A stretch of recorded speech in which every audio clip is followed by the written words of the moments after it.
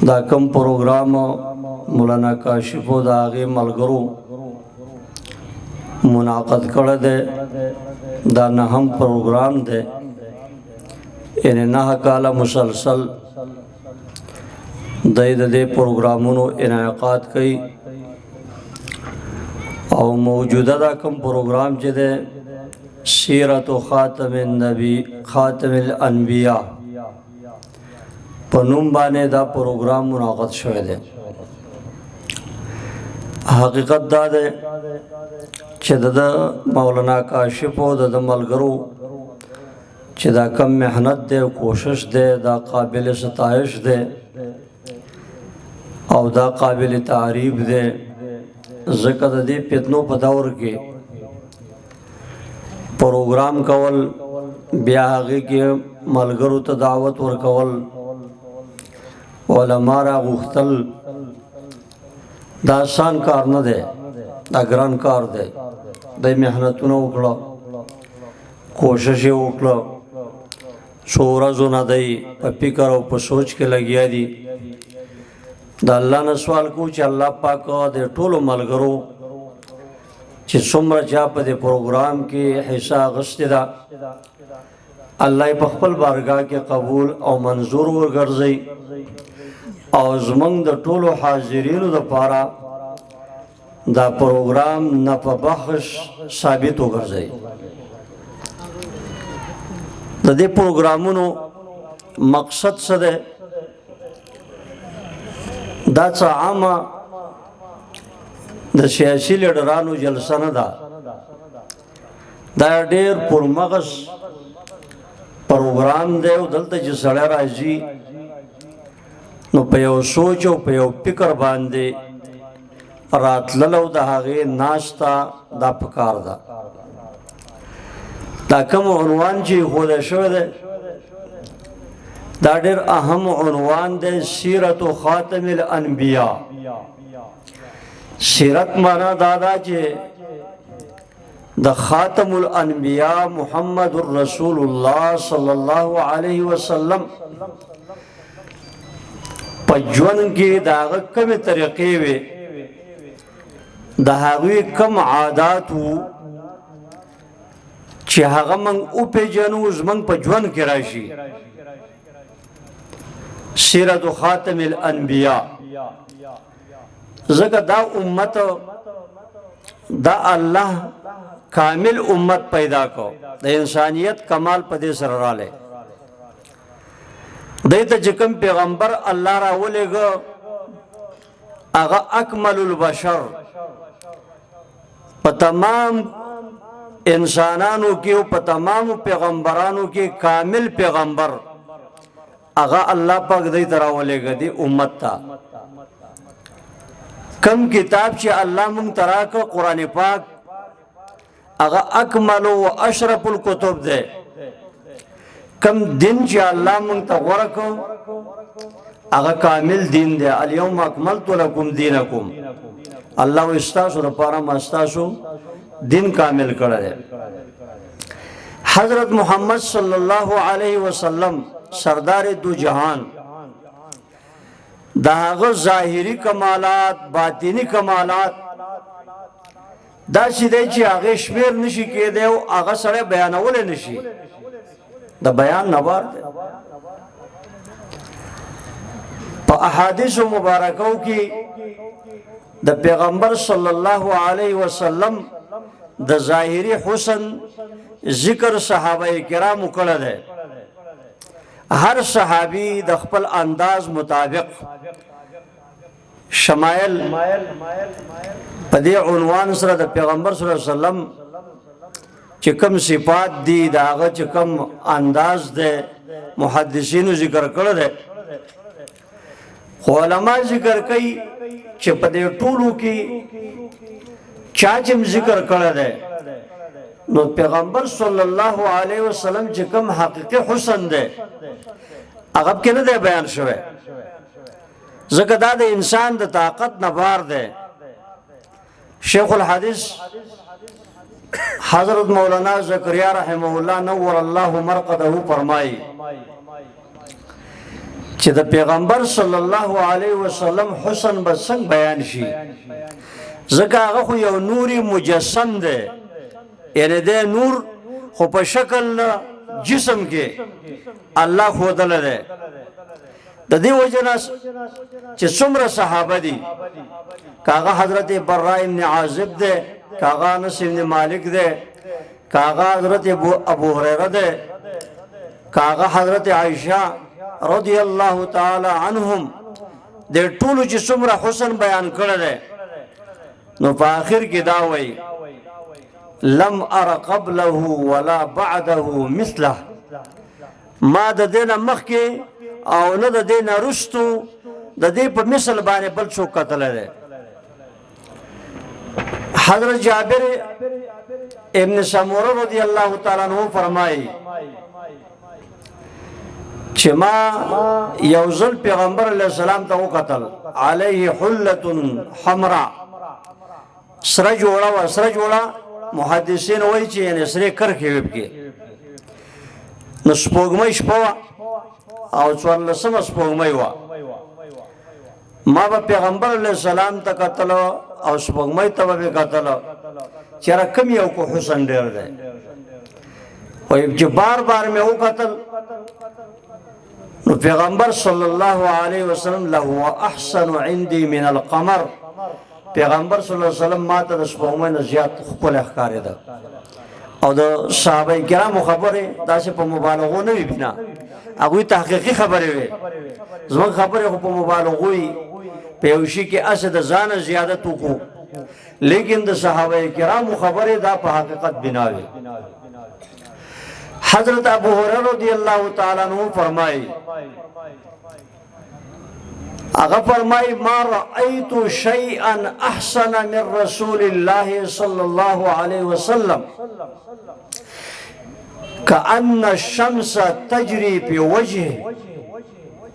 ده فرمایي چې ما یو شی هم انسان خو پرېږده چې یو شی هم ما د پیغمبر صلی الله علیه وسلم نه ښکلی نه دی لیدلی پیغمبر علیه السلام ته چې ما کتل داسې به ښکارېده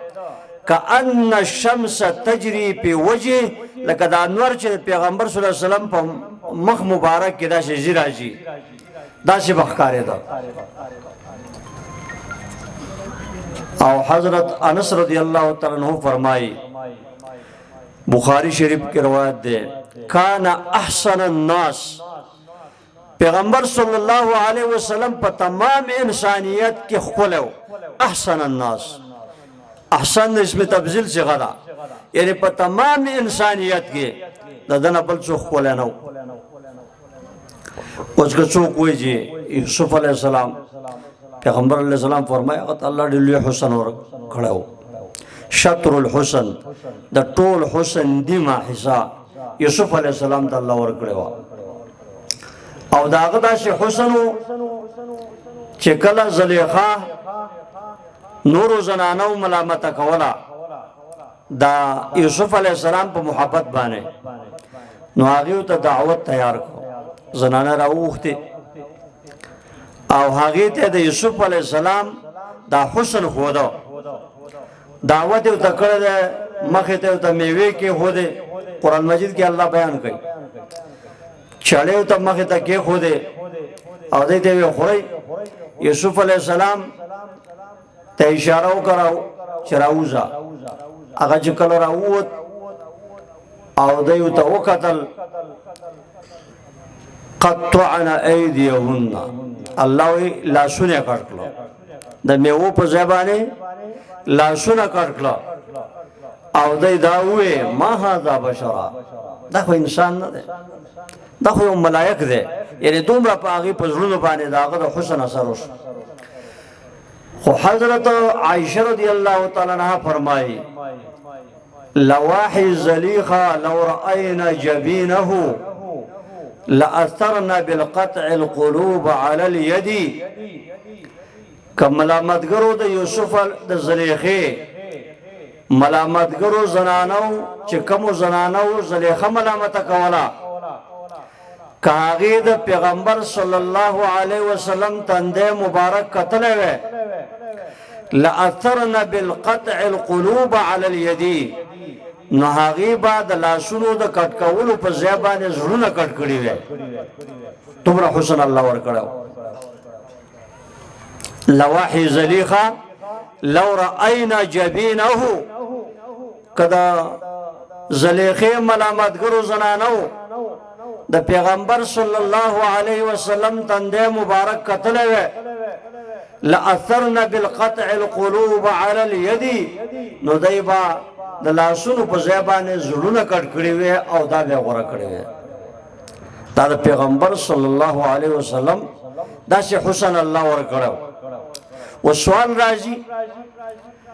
چې صحابه کرامو بیا ازواج مطهراتو د پیغمبر صلی الله علیه وسلم دا حسن څنګه برداشت کاو دای څنګه لاسونه نه کټ کول نو جواب دا دی چې دا امت الله کامل امت پیدا کړ دای کې الله خوبیان برداشت دا واچاو چې هغه برداشت په مخکینو کې نه و کم برداشت چې په دې امت کې الله واچاو د جهاد په میدانونو کې زنانو هغه به شرکت کاو نارینو به شرکت کاو ځانونه به قربانول نو دای کې الله پاک د برداشت یو استعداد واچاو چې هغه په هغه زنانو کې د حسن د برداشت استعداد نو د پیغمبر صلی الله علیه وسلم حسن انتها ته رسیدلو کمال ته رسیدلو بیا د پیغمبر صلی الله علیه وسلم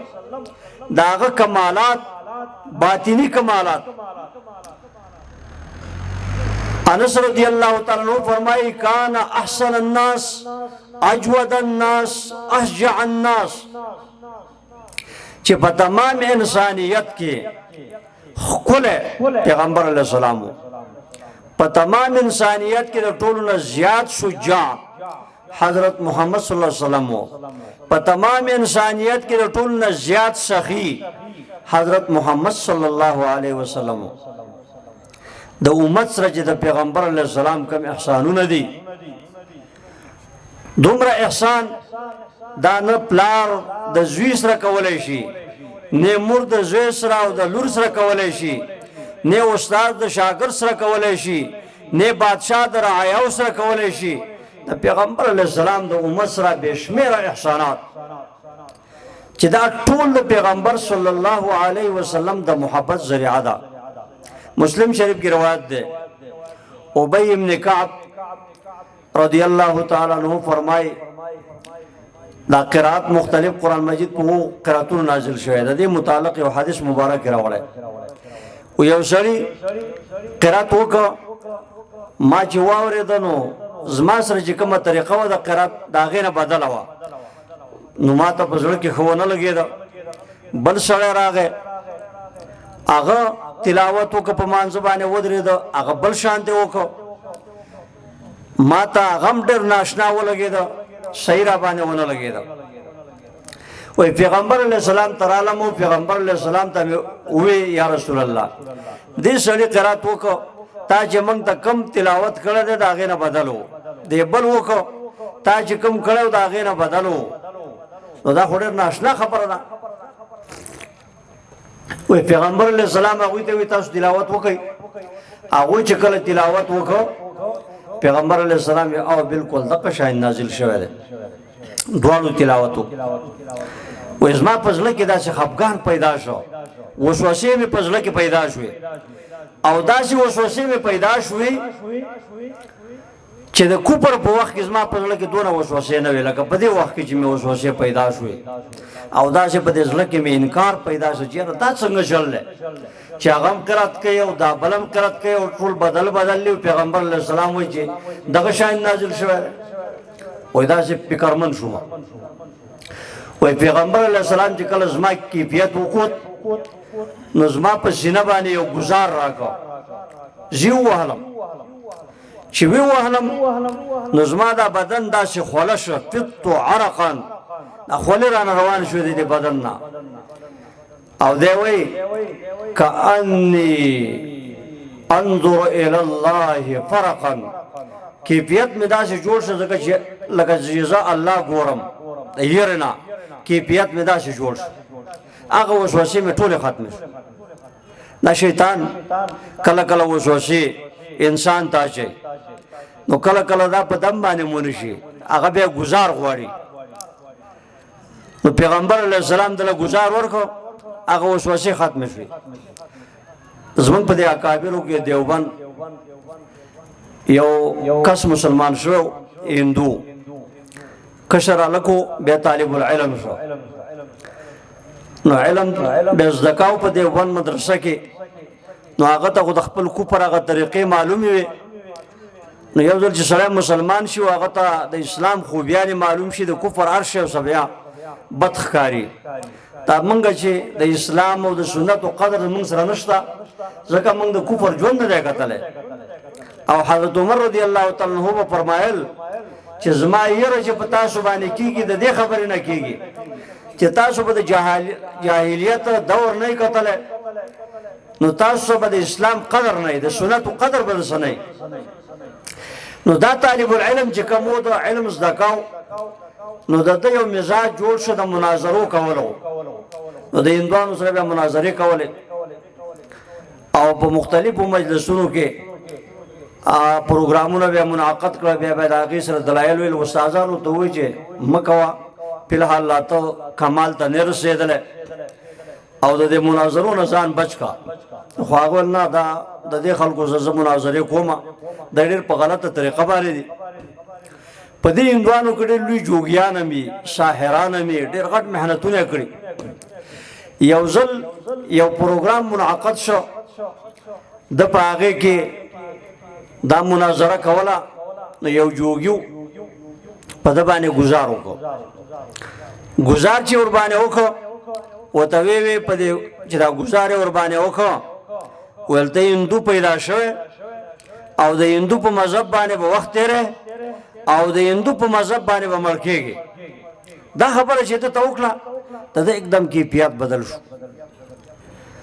حالات یې بدل شو چې واپس راغی مدرسې ته بس سبق به خوند نه ورکاو او په ورو په چل ول باندې دی د مدرسې نه ووت بیا په یو بل مجلس کې هغه هندو ته وښوده هندوانو ته وښوده داسې په څه طریقه باندې د هغې عبادتګاهونه چې ولاړ دي په یوه پښه باندې په عبادت کې ټوله شپه مدینه منورې ته وښوده ویل ګوره ستاسو خلک دا پراته دي خوبونه کوي د شپې مدینه منوره کې خلک ودو داسې په طریقه باندې په شهر په جوک سره دا یې ورته وښوده د ده نورم زړه کې نفرت پیدا شو مدرسې نه ووت مدني رحمه الله حسین احمد مدني رحمه الله ته چا وویل طالب غلاړ طالبانو ته یې وویل چې دی نه لاړ شي راوی ګرځوئ چې کله را وګرځاو نو د مدرسې یو بزرګ عالم هغه ته یې حواله کړ ویل دی به ته ځان سره ایثار کړ بس هغه په کمره کې ځان سره ایثار کړ سبق به ورته وا تربیت یې کاو دی چې به بار ته راوت داسې انداز به جوړېده لکه سکروټې چې پرتي و دی پرې روانې بار به نه شو تلی ډېر وخت د هغه سره په مجلس کې تېر کړ په آخر کې هغه له یو څپېړه ورکړه یو ګزار یې ورباندې وکړو ورته ویې چې ته د هندو په مذهب پیدا شوی او بیا مسلمان شوی او په اسلام باندې به ته وخت تېری دا ګزار چې ورکړو د ده एकदम حالت بدل شو بس هغه وسوسې چې کمې وې هغه د ده د زړه نه ووتې په خپله هم پیغمبر علیه السلام یو ځل لمونځ کاو په مانځه کې ولاړ دی مانځه کې اعوذ بالله منک اعوذ بالله منک صحابه پسې ولاړ دي صحابه هم حیران شو بیا ورته وایي العنک بلعنة الله درې ځلې دا ووایي بیا یې لاس ور اوږد کړه لکه څه شی چې سړی رانیسي صحابو ته تپوس وکړو یا رسول الله د مانځه نه وروسته دا تاسو څه کیفیت وکړه ول یاره دا الله دشمن شیطان مخې ته راغی او لمبه ورسوه او زه پې سوځولم نو ما اول اعوذ بالله وویله هغې نه وروسته نه شه بیا مې پې لعنت ولېږه بیا وروسته نه شه بیا مې لاس ور اوږد کړه او راومې نیوه نو ما وی چې زه په دې ستن پسې وتړم چې سار تاسو د ده تماشه وکئ خو بیا د سلیمان علیه السلام دعا راته رایاد شوه چې هغه وی هب لي ملکا لا ينبغي لاحد من بعدي الله دا چې بادشاهي راکړه چې رستو چاله مناسب نه وي نو دا جنات خو باغه دا قید کول نو بس بیا مې ځکه پرېښوده نو پیغمبر علیه السلام په دغه وخت کې دی رانیوله شیطان نو بس بیا روان شو نو مقصد دا دی چې ابی ابن کعب رضی الله تعالی عنہ فرمایي چې پیغمبر علیه السلام په ما باندې چې کله گزار وکړو نو زه بالکل خوله شوم او داسې انداز مې جوړ شو لکه چې الله ته ګورم زما نه هغه کیفیت مکمل ختم شو نو پیغمبر علیه السلام راته وفرمایل چې یا ابی ما ته الله پیغام راولېږه چې ستا امت دې په یو طریقه باندې قرآن پاک لولي ما بیرته پیغام واپس کړ چې الله زما دا امت طاقت نه لري دوباره ورته بیا راولېږه چې په دوه قرأتو باندې اجازت ده بیا مې واپس ولېږه چې زما امت طاقت نه لري په دریم ځل باندې پیغام راغی چې ستا امت دې په وو قرأتو باندې قرآن پاک لولي نو دا قرآن پاک په وو قرأتو سره نازل شوی خو ما ته د الله د طرف نه یو پیغام میلاو شو چې درې ځل تا کس واپس کو ما جبرئیل علیه السلام او ما ته تراولېږه په دې هر ځل واپس کولو تا ته یو دعا به ملاویږي مستجاب دعا قبول دعا نو درې دعاګانې ته وکړه نو پیغمبر علیه السلام فرمایي چې ما دعا وکړه اولنۍ دعا اللهم اغفر لامتی یا الله زما امت ته بخښنه وکړه اولنۍ دعا مې وکړه دویم ځل مې دعا وکړه اللهم اغفر لامتی یا الله زما امت ته بخښنه وکړه نو دو ځل اختیار چې راکړی شوی دا مې استعمال کو یو ځل مې دعا پټه کړې ده هغه یوه دعا مې ونه کړه هغه مې د هغې ورځې دپاره رسته کړه یرغب الی الناس كلهم حتی ابراهیم چې دا ټول خلق به بیا ما ته راځي تر دې چې ابراهیم علیه السلام هم راشي د قیامت په ورځ باندې چې کوم شفاعت کبرا ده د هغې دپاره مې دا دعا رسته کړه پیغمبر صلی الله علیه وسلم ګوره په اهمو دعاګانو کې دا د امت فکر وسره دومره دعاګانې کړې دي دومره جړاګانې کړې دي چې نه پلار کولی شي نه مور کولی شي د اولاد دپاره نه استاذ کولی شي د شاګرد دپاره نه بچی کولی شي د مور او د پلار دپاره داسې دعاګانې او جړاګانې پیغمبر علیه السلام دپاره کړي دي اوس موږ د انسانیت کمال دا چې راځي نو دا د پیغمبر صلی الله علیه وسلم په سیرت باندې د هغې په اخلاقو باندې د هغې په ژوند باندې چې موږ د هغې ژوند وپېژنو چې څنګه ژوند یې تېر کړی په دې دنیا کې سکون او امن او خوشحالي کامله خوشحالي دا د پیغمبر صلی الله علیه وسلم په کامله اتباع کې دی دویم ژوند زموږ د قبر دی په قبر کې اطمینان او خوشحالي دا د پیغمبر صلی الله علیه وسلم په اتباع کې ده دریم ژوند زموږ د آخرت دی په آخرت کې کامل اطمینان دا د پیغمبر صلی الله علیه وسلم په اتباع کې ده اوس موږ به سوچ کوو چې موږ ځان دپاره اطمینان سکون غوره کوو که نه غوره کوو که موږ ځان دپاره سکون غوره کوو امن غوره کوو موږ امن غواړو په دې ملک کې امن غواړو په دې خطه کې امن غواړو په امت مسلمه کې امن غواړو نو امن چې راځي دا د پیغمبر صلی الله علیه وسلم د سنتو په اتباع باندې راځي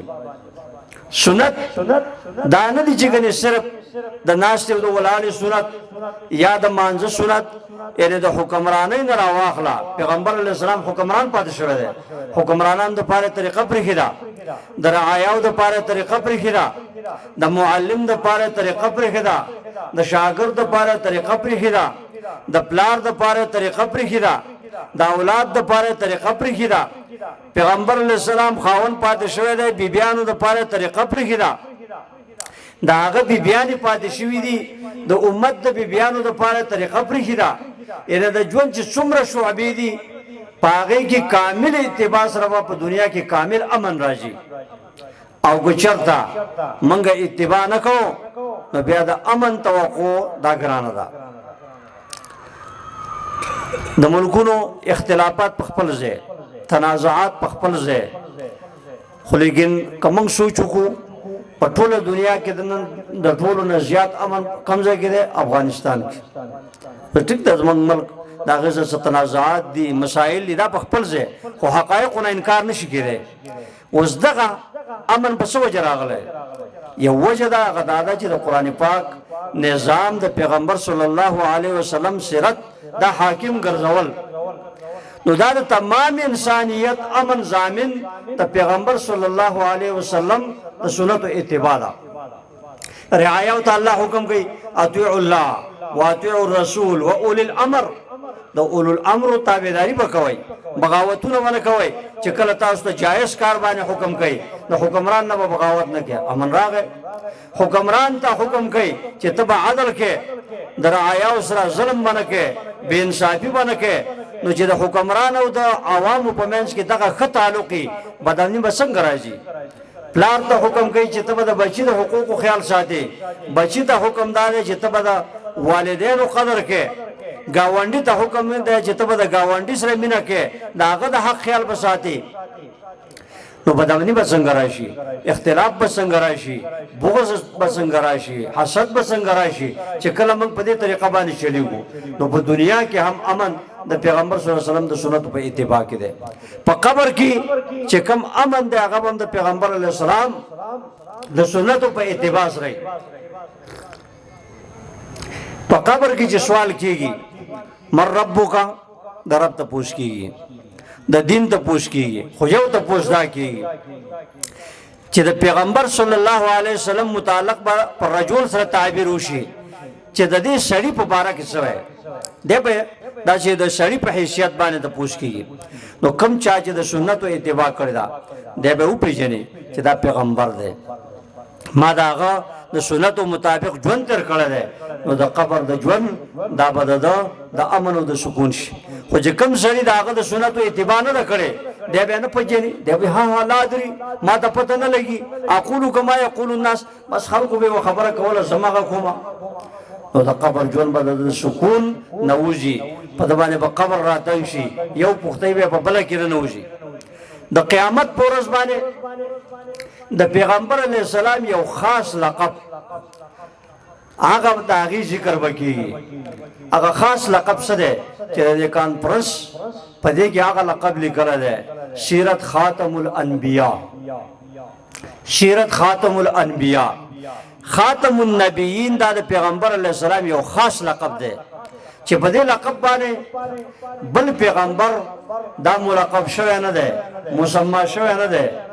خاتم النبیین لقب د حضرت محمد صلی الله علیه وسلم دی او شفاعت کبرا کې چې څومره پیغمبران دي او دا ټول انسانیت د آدم علیه السلام نه تر قیامت پورې آدم علیه السلام ته اول راشي د هغه خپل خاص صفات ذکر کوي تا اول البشر تا الله پیدا کړي په خپل قدرت باندې تاکي روح پوکو وغیرہ وغیرہ صفات به ذکر کړي بیا نوح علیه السلام بیا ابراهیم علیه السلام خو په آخر کې چې حضرت محمد صلی الله علیه وسلم ته خلق راشي دته به دا لقب ذکر کوي چې ته خاتم النبیین ته خاتم النبیین دا لقب د پیغمبر علیه السلامي نو زموږ دپاره سفارش وکړه پیغمبر علیه السلام به په سجده پرېوځي تمام انسانیت دپاره به سفارش کوي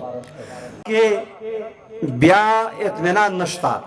تر دې چې پیغمبر علیه السلام فرمایي چې حوض کوثر زبا ولاړې ما خلکو ته به اوبه ورکوم د حوض کوثر نه خو چې کوم سړی اوس کې په هغې باندې به بیا تنده نه راځي خو داسې خلک به چې زما د هغې په منځ کې به پرده راشي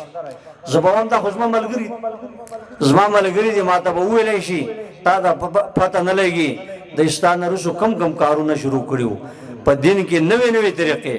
نو ګوره اتباع سنت دا چې د پیغمبر علیه السلام ونه کړی شي د حوض کوثر نه محرومي ده د آخرت د امن نه محرومي ده او په د قیامت کې هم د امن نه محرومي ده او په دنیا کې هم د امن نه محرومي ده که موږ غواړو چې امن او امان قایم شي موږ ته ژوند د سکون شي نو موږ به د پیغمبر علیه السلام د سنتو اتباع کو. لقد کان لکم فی رسول الله اسوة حسنه. ستاسو د پاره ستاسو په پیغمبر کې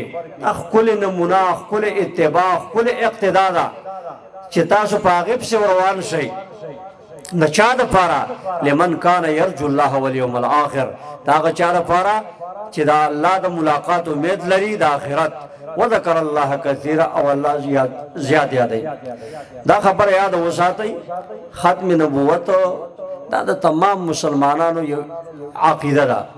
چې یو سړی دا عقیده نه ساتي دا سړی کافر دی. په دې کې نورو نقطو ته او دلایلو ته ضرورت نشته. دا خو یو اجماعي د قرآن او د سنت واضح خبره ده. په دې کې نور شکوک او شبهات نه چلیږي. دا نه د پارټۍ مسله ده، دا نه د یو قوم مسله ده، دا نه د یو ملک مسله ده، دا د تمام مسلمانانو امت مسلمه مسله ده. البته دلته داسې ګنده خلک شیطانان راپورته شو. الحمدلله د علماو په محنت سره هغه خلکو سرکوبي وشوه. د قانون په لحاظ سره هغه کافر وګرځېده او اسلام د قانون په اعتبار سره خو اشم کافرو، خو زمونږ د ملک چې کم قانون و په هغې کې هم دی کافر وګرځېده او اوس سر نشي اوچتولی. اوس هم دغه علما کرام هغې په دې میدان کې ولاړلي او ستاسو موږ د عامو مسلمانانو به د هغې سره تعاون پکاري چې کله هم هغې اواز ورکوي موږ به راوچتېږو. ځکه دا زموږ عقیده ده. د دې نه بغیر د سړی مسلمان کېدی نشي. دا سور کافر دی چې سړی د ختم نبوت عقیده نه لري. الله پاک دې زموږ او ستاسو دا راجمع کېدل د خیر ذریعه وګرځوي او الله پاک دې د سنتو د سیرت د پیغمبر صلی الله علیه وسلم د هغې د اتباع توفیق موږ ټول ته نصیب وګرځوي. دا پروګرام دی الله پاک په خپل بارګاه کې قبول او منظور کړي. څومره حاضرین چې دي الله پاک دې ټولو ته د خپل شان مطابق بهترین طریقې سره اجر نصیب کړي. واخر دعوانا الحمد لله رب العالمین.